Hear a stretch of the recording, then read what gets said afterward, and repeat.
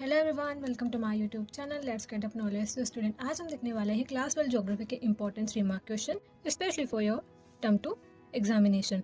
Student, ये हमारा part 5 video है और पहले के पार्ट की वीडियो की लिंक मैं आपको डिस्क्रिप्शन बॉक्स में दे दूंगी, तो आप वहां से जाकर मेरी वीडियोस देख सकते हैं। And if you are new to my channel then don't forget to subscribe my channel and also press the bell icon. तो चलिए शुरू करते हैं आज का video. Chapter number 10 transport and communication. अब हम इस चैप्टर के इंपॉर्टेंट रिमार्क क्वेश्चन डिस्कस करेंगे। Question number 32, which activity does transportation convey. अब जो ट्रांसपोर्टेशन है वो कौन कौन सी एक्टिविटी को बताता है, कन्वे करता है। Name 3 major modes of transportation, और हमें 3 मेजर मोड्स ऑफ ट्रांसपोर्टेशन भी बताने हैं इन आर आंसर। सो देखते हैं इसका answer. Transportation conveys the activity of transportation. क्या बताता है ये? Activities of transportation such as the items for daily consumption are brought from the site of production to the market which makes them available to the consumer।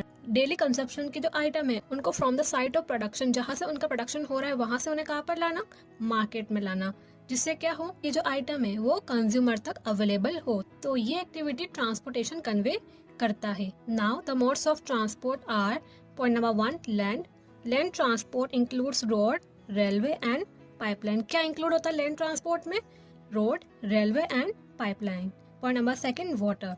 Water transport includes inland waterways and seaways and oceanic routes. क्या include होता है? Inland waterways, seaways and oceanic routes. Point number 3, air. Air transport includes national as well as international flights. Okay, now question number 33, explain any 3 characteristics of the state highways in India. अब जो हमारे India के अंदर जो state highways है उनके 3 characteristics हमें बता रहे इन are answer. So point number 1, these are constructed and maintain by the state government. अब ये जो स्टेट हाईवे है इन्हें कंस्ट्रक्ट और मेंटेन कौन करता है? State government. Point number 2, they join the state Capitals with district headquarters and other important towns. अब ये जो स्टेट हाईवे ये क्या करता है, जो स्टेट कैपिटल है उनको किस किस से ज्वाइन करता है? डिस्ट्रिक्ट हेडक्वार्टर्स, और जो इम्पोर्टेंट टाउन है स्टेट के अंदर उनसे ज्वाइन करता है। These roads are connected to the national highways, और ये जो रोड है वो किससे कनेक्ट होते हैं? नेशनल हाईवे से कनेक्ट होते हैं। Point number 3, these constitute 4% of the total road length in the country. और ये क्या है, हमारी कंट्री के अंदर जो टोटल रोड लेंथ है उनका 4% कॉन्स्टिट्यूट करते हैं। Fine. Now question number 34, what are the different railway gauges in India. अब इंडिया के अंदर कौन कौन से रेलवे गोजेस है वो हमें बताने हैं। सो हमारी कंट्री इंडिया के अंदर 3 रेलवे गोजेस है। कौन कौन से? Broad gauge, second metre gauge and third narrow gauge. Point number 1, broad gauge. The distance between 2 lines और track in this railway is 1.676 metre. अब रेलवे के अंदर जो 2 ट्रैक्स और कह सकते हैं जो 2 लाइन्स है उनके बीच का डिस्टेंस कितना होता है ब्रॉड गोज में? 1.676 metre. Okay, broad gauge is also called wide gauge और बिग लाइन। क्या कहते हैं इसे? और वाइड गोज और big line. Point number 2, metre gauge. The distance between 2 tracks in this railway gauges is 1 metre. अब ये जो रेलवे गोजेस है इनमें क्या होता है, जो 2 ट्रैक्स है उनके बीच का डिस्टेंस कितना होता है? 1 metre. Point number 3, narrow gauge. The distance between 2 lines और tracks in this railway gauge is 0.672 metre. इन रेलवे गोजेस में क्या होता है, जो 2 लाइन्स है और कह सकते हैं जो 2 ट्रैक्स है उनके बीच का डिस्टेंस कितना होता है? 0.762 metre. Narrow gauge is also called small gauge और शॉर्ट लाइन। क्या कहते हैं इन्हें? और स्मॉल गोज और short line. Question number 35, describe the 3 advantages of water transport in India. अब इंडिया के अंदर जो वाटर ट्रांसपोर्ट है उसके 3 एडवांटेजेस हमें बताने हैं। So point number 1, it does not require the construction of routes. इसमें क्या होता है, हमें रूट्स कंस्ट्रक्ट करने की जरूरत नहीं होती, क्योंकि क्या होता है ये नेचुरली बिल्ट होता है। That's why requirement of construction is nominal in comparison to other sources of transportation. मतलब जो अदर सोर्सेज ऑफ ट्रांसपोर्टेशन है उनके कंपेयर में जो ये वाटर ट्रांसपोर्ट है इसमें जो कंस्ट्रक्शन का जो रिक्वायरमेंट है वो नॉमिनल होता है, यानी बहुत मामूली सा होता है। Point number 2, entire world is linked up with this medium. और इस मीडियम से क्या होता है, एंटायर वर्ल्ड यानी पूरा वर्ल्ड इस मीडियम से लिंकअप है यानी कनेक्टेड है। Point number 3, the cost of transportation is lower in comparison to other modes. और ये जो मोड ऑफ ट्रांसपोर्टेशन है इसमें क्या होता है, कॉस्ट ऑफ ट्रांसपोर्टेशन है वो कम होती है। और इन अदर वर्ड्स हम कह सकते हैं कि ये चीपर मोड ऑफ ट्रांसपोर्टेशन है और लोगों के लिए इकोनॉमिकल प्रूफ होता है। Now question number 36. Discuss the contribution of Air India and Indian Airlines in the transport of India. अब हमें एयर इंडिया और जो इंडियन एयरलाइंस है उनका जो इंडिया का जो एयर ट्रांसपोर्ट है उसमें कंट्रीब्यूशन बताना है. So point number 1. Air India provides international air services for both passengers and cargo traffic. Passengers और जो कार्गो यानी जो गुड्स होते हैं उन दोनों को इंटरनेशनल एयर सर्विसेज देता है कौन? Air India. Point number 2. It connects all the continent of the world through it services. और ये जो एयर इंडिया है वो क्या करता है? All the continent of the world के जितने भी कॉन्टिनेंट है उनको कनेक्ट करता है through its services. Okay. Point number 3.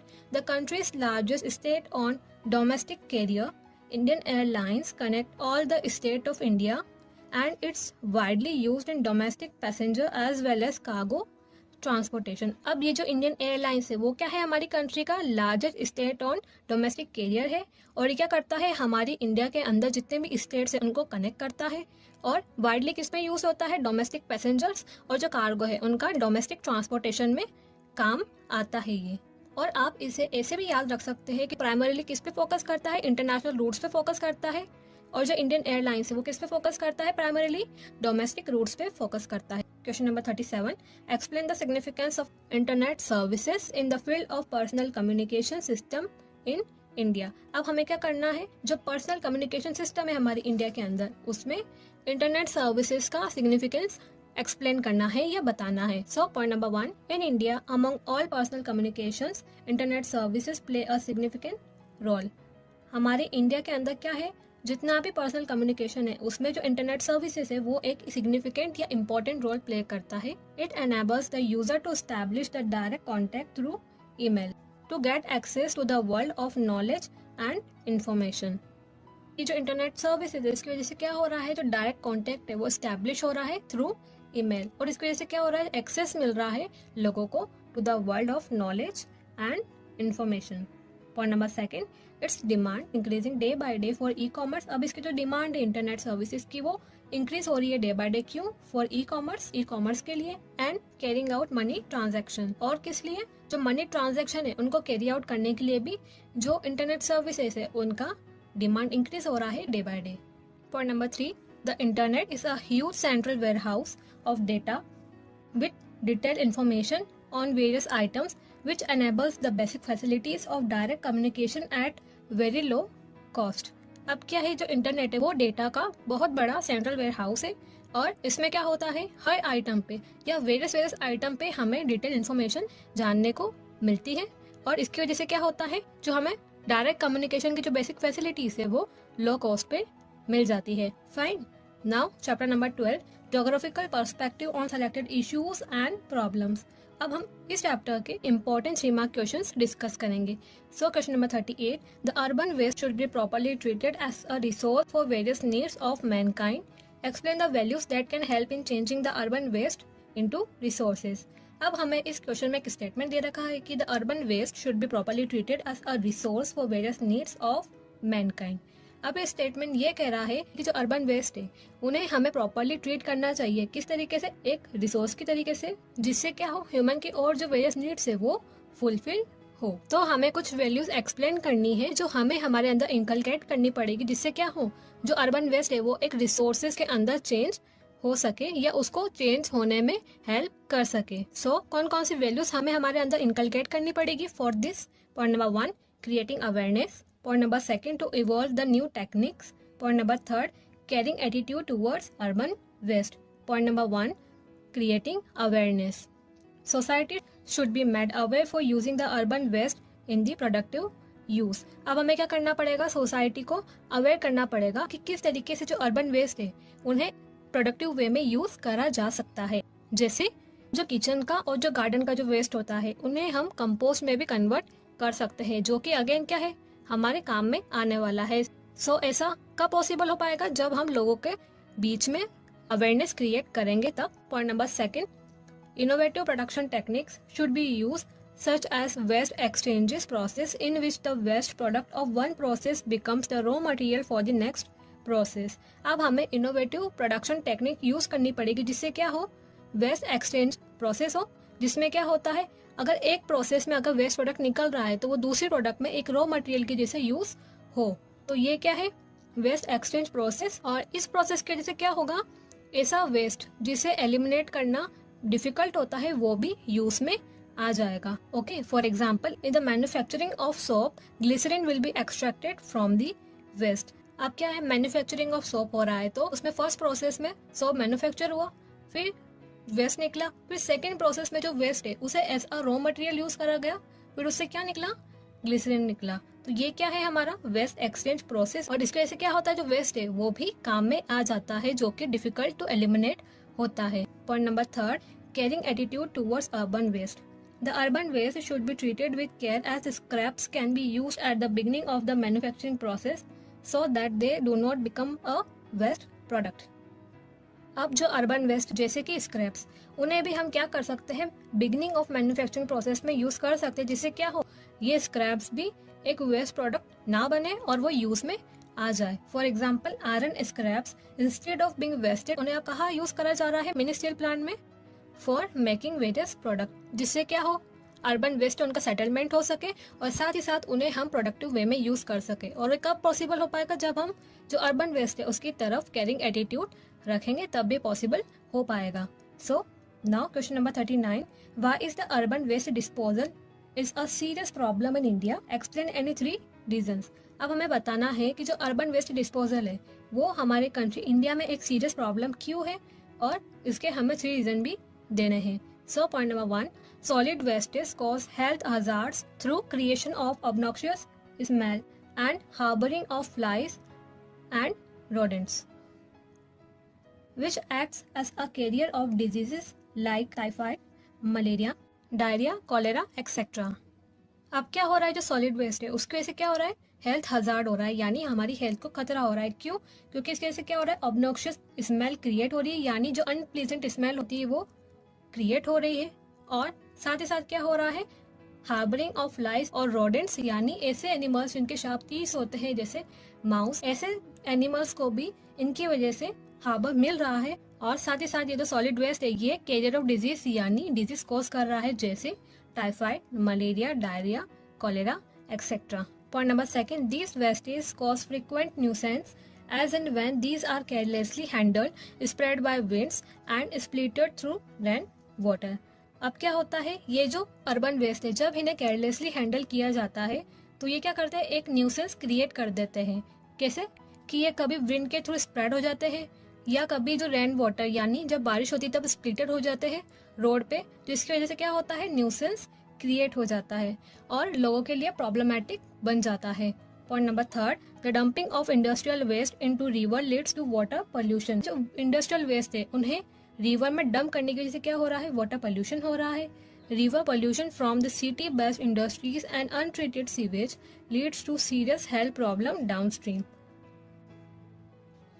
अब जो सिटी बेस्ड इंडस्ट्रीज और जो अनट्रीटेड सीवेज है उसकी वजह से क्या हो रहा है, जो रिवर पोल्यूशन हो रहा है और उसकी वजह से क्या हो रहा है, सीरियस हेल्थ प्रॉब्लम्स हो रही है डाउनस्ट्रीम, यानी नदी के बहाव में बहने को कहते हैं डाउनस्ट्रीम। तो अगर जो वेस्ट है जो इंडस्ट्रीज की तरफ से डंप किया जा रहा है इन द रिवर तो वो डाउनस्ट्रीम मूव करेगा, तो उसकी वजह से क्या होगा, सीरियस हेल्थ प्रॉब्लम होगा। तो इसी वजह से अर्बन वेस्ट डिस्पोजल हमारी कंट्री में एक सीरियस प्रॉब्लम है। Now question number 40, describe any 3 major problems related to water in India. अब हमारे इंडिया में वाटर से रिलेटेड 3 मेजर प्रॉब्लम्स हमें डिस्क्राइब करना है in are answer. So point number 1, indiscriminate use of water by increasing population. Increasing population है उनके through indiscriminate use हो रहा है वाटर का, यानी जो इंक्रीजिंग पॉपुलेशन है वो लापरवाही से जो वाटर है उसका यूज कर रहे हैं। Point number 2, industrial expansion has lead to degradation of the quality of water. और क्या हो रहा है, इंडस्ट्रियल एक्सपांशन होने की वजह से क्या हो रहा है, जो वाटर की जो क्वालिटी है वो डिग्रेड होती जा रही है। Point number 3, per capita availability of water is decreasing due to increasing population. अब क्या हो रहा है, इंक्रीजिंग पॉपुलेशन बढ़ने की वजह से क्या हो रहा है, जो पर कैपिटा अवेलेबिलिटी है वाटर की, यानी जो ईच पर्सन को जो वाटर मिलना चाहिए वो डिक्रीज होता जा रहा है। Point number 4, the available water resources are getting polluted with industrial, agricultural and domestic effluents. अब क्या हो रहा है, जो हमारे पास जो अवेलेबल जो वाटर रिसोर्सेज है वो किससे पोल्यूट हो रहा है, इंडस्ट्रियल, एग्रीकल्चर और डोमेस्टिक एफ्लुएंट्स है उनसे पोल्यूट हो रहा है, point number 5, increasing demand of water in various sectors. अब क्या हो रहा है, वेरियस सेक्टर्स में जो वाटर की डिमांड है वो इंक्रीज होती जा रही है। तो ये मेजर प्रॉब्लम्स है in our country India relating to water. Question number 41, what is the difference between pollution and pollutants. अब हमें पोल्यूशन और पोल्यूटेंट्स के बीच में डिफरेंस बताना है। So pollution and pollutants. तो पोल्यूशन में फर्स्ट पॉइंट है हमारा, pollution is an undesirable change in physical, chemical और biological characteristics of our land, air and water that may और विल अफेक्ट ह्यूमन लाइफ। तो पोल्यूशन क्या होता है कि अनडिजायरेबल चेंज आता है किसमें, लैंड के, एयर के और वाटर के फिजिकल, केमिकल और बायोलॉजिकल कैरेक्टरिस्टिक्स में, और जिसकी वजह से क्या होता है, जो ह्यूमन की लाइफ है वो अफेक्ट होती है इन अ नेगेटिव वे। वाइल जो पोल्यूटेंट क्या होता है, तो pollutants can be in the form of gaseous, liquid और सॉलिड। अब जो पोल्यूटेंट है वो किसी भी फॉर्म में हो सकते हैं, गैसियस फॉर्म में भी हो सकते हैं, लिक्विड फॉर्म में भी हो सकते हैं और सॉलिड फॉर्म में भी हो सकते हैं। These are the agents of pollution, और ये क्या होता है, एजेंट्स ऑफ पोल्यूशन होते हैं। Point number 2, besides humans other species are also badly affected by pollution. अब ह्यूमंस के साथ साथ जो अदर स्पीसीज है वो भी अफेक्ट होती है by the pollution. While pollutant क्या है, pollutant transported by air, water and develop on land. It may be gaseous, liquid and solid respectively. अब क्या होता है, ये जो pollutants है वो gaseous फॉर्म में भी हो सकते हैं, लिक्विड फॉर्म में भी हो सकते हैं और सॉलिड फॉर्म में भी हो सकते हैं। और जब ये लैंड पे डेवलप होते हैं तो किस किस के तो ट्रांसपोर्ट होते हैं, ये air and water. Now point number 3, this word has been derive from the Latin word pollutionan which means to make dirty. अब ये जो वर्ड है pollution वो किससे डिराइव्ड हुआ है, एक लैटिन वर्ड pollutionan से डिराइव्ड हुआ है जिसका मतलब क्या है, to make dirty. While जो pollutant है वो क्या है, a pollutant is defined as any form of energy or matter that cause the degradation. तो क्या होता है pollutant, any form of energy और matter जो क्या करता है, degradation cause करता है। Fine. Now question number 42, indiscriminate use of water by increasing population and industrial expansion has led to degradation of the water quality considerably in India. Explain the values that can help in maintaining the quality of water. अब इस question में हमें एक statement दे रखा है कि indiscriminate use of water by increasing population and industrial expansion has led to degradation of the water quality considerably in India. अब ये स्टेटमेंट ये बोल रहा है कि जो ये इंक्रीजिंग पॉपुलेशन है वो क्या कर रही है, वाटर का इनडिस्क्रिमिनेट यानी लापरवाही से यूज़ कर रही है, और साथ ही साथ जो इंडस्ट्रियल एक्सपांशन हो रहा है उसकी वजह से क्या हो रहा है, जो वाटर क्वालिटी है उसका डिग्रेडेशन हो रहा है इन इंडिया। तो हमें बताना है कि हमें कौन कौन सी वैल्यूज़ इनकलकेट करनी पड़ेगी हमारे अंदर जो कि किस में हेल्प करे, वाटर की क्वालिटी को मेंटेन करने में हमारी हेल्प करेंगे। तो कौन कौन सी वैल्यूज वाटर की क्वालिटी को मेंटेन करने में हमारी हेल्प करेगी। Point number 1 sustainable use, point number 2 proper disposal, point number 3 awareness and point number 4 self Reliance. Point number 1 sustainable use, water should be use sustainably with reducing it's usage and using the water again and again. The value of sustainability would help us in conserving the quality of water. अब क्या है, water को हमें कैसे use करना चाहिए, sustainably, sustainable तरीके से यूज़ करना चाहिए जिससे क्या उसका जो यूसेज है वो कम हो और जो वाटर है उसको अगेन एंड अगेन यूज़ में लेना चाहिए। और जो सस्टेनेबिलिटी की जो वैल्यू है वो किस में हेल्प करेगी हमारी, to conserve the quality of water. Point number 2 proper disposal, the value of proper disposal of domestic and industrial waste will help in decreasing the contamination of ground water and river water. अब value of proper disposal, किसका proper disposal, domestic and industrial waste का proper disposal होने की वजह से क्या होगा, जो ग्राउंड वाटर और जो रिवर वाटर है उनका जो कंटेमिनेशन है, उनका जो पॉल्यूशन है वो डिक्रीज होगा। Point number 3 awareness, awareness about water as an exhaustible and scarce resource should be develop. अब हमें लोगों के अमंग अवेयरनेस लाना पड़ेगा कि जो वाटर क्या है, एग्जॉस्टिबल एंड स्केयर रिसोर्स है। एग्जॉस्टिबल इन द सेंस कि ये क्या है, अभी तो अवेलेबल है हमारे पास, बट क्या होगा कुछ समय बाद ये एग्जॉस्ट हो जाएगा यानी खत्म हो जाएगा। तो ये क्या एग्जॉस्टिबल रिसोर्स है। और स्केयर रिसोर्सेज है, स्केयर इन द सेंस क्या है, इसकी स्केरसिटी यानी कमी है। तो क्या है, वाटर एक स्केयर रिसोर्स है। तो it would help us to prevent the wastage of water and help in proper disposal of wastage. लोगों के अमंग अवेयरनेस लाने की वजह से क्या होगा, जो वेस्टेज ऑफ वाटर है वो प्रिवेंट होगा और क्या होगा, जो वेस्ट है उनका प्रॉपर डिस्पोजल भी होगा। Point number 4 self reliance, the value of self reliance will promote us to harvest rain water. अब क्या है, जो सेल्फ रिलायंस का जो वैल्यू है वो हमें क्या करने के लिए प्रमोट करेगा, रेन वाटर को हार्वेस्ट करने में हमें प्रमोट करेगा।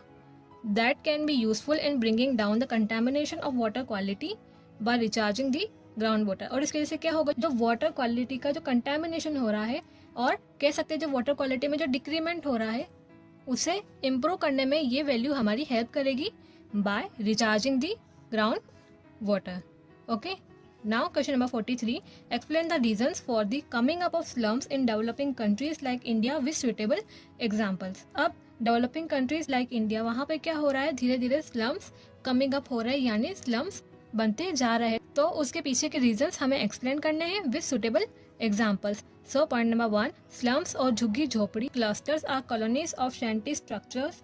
These are inhabited by those people who are forced to migrate from the rural areas to these urban centers in search of livelihood, but are not able to afford proper housing due to high rents and high cost of land they occupy environmentally incompatible and degraded areas।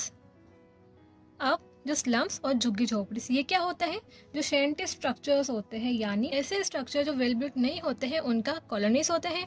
These are inhabited by those people who are forced to migrate from the rural areas to these urban centers। और ये कौन लोग होते हैं जो यहाँ inhabit करते हैं, यहाँ रहते हैं, वो ऐसे लोग होते हैं जो रूरल एरिया से माइग्रेट करते हैं टू दिस अर्बन सेंटर्स और urban areas in search of livelihood की सर्च में। पर वो वहाँ पे ड्यू टू हाई रेंट और due to high cost of land वहाँ पर हाउसिंग अफोर्ड नहीं कर पाते हैं। दैट्स वाई उन्हें इन शैंटी स्ट्रक्चर्स और स्लम्स और झुग्गी झोपड़ीज में इनहेबिट करना पड़ता है। They occupy environmentally incompatible and degraded areas. और वहाँ पे वो कैसा एरिया ऑक्यूपाई करता है, इन्वायरमेंटली इनकॉम्पैटिबल, यानी ऐसे एरियाज जो इन्वायरमेंटली अनसुटेबल होते हैं एंड डिग्रेडेड एरियाज में उन्हें ऑक्यूपाई करना पड़ता है या इनहेबिट करना पड़ता है in this slum areas. Point number 2, developing countries like India face this problem at a large scale. और developing countries like our country India, उन्हें क्या हो रहा है, ऐसी प्रॉब्लम लार्ज स्केल पे फेस करना पड़ रहा है। The example of Dharavi, Asia's largest slum, is a striking example of the same. और क्या है, धरावी का जो एग्जाम्पल है, जो कि क्या एशिया की लार्जेस्ट स्लम है, वो एक स्लम का एक स्ट्राइकिंग एग्जाम्पल है हमारे लिए। Point number 3, India has predominance of rural population that migrates to urban areas in search of jobs. But since they are illiterate and unskilled, they end up living in drenched housing in slums। अब India के पास क्या है, rural population का predominance है जो migrate करती है to urban areas in search of jobs. पर वो क्या होती है, इलिटरेट होती है और अनस्किल होती है। इसी वजह से उन्हें क्या करना पड़ता है, स्लम्स में ड्रेन्ड हाउसिंग, यानी ऐसी हाउसिंग जहाँ पे इन्हें बेसिक फैसिलिटीज भी अवेलेबल नहीं होती है, ऐसी हाउसिंग में इन्हें रहना पड़ता है या इनहेबिट करना पड़ता है। So student, this is all about today's video. Hope this video proved to be helpful for you, and if you have any query then you can comment me down in the comment section। और channel को अब तक subscribe नहीं किया है तो do subscribe my channel, ताकि आपको ऐसे ही इन्फॉर्मेटिव अपडेट्स टाइमली मिलती रहे। तो मिलते हैं नेक्स्ट वीडियो में। Till then thank you and bye bye.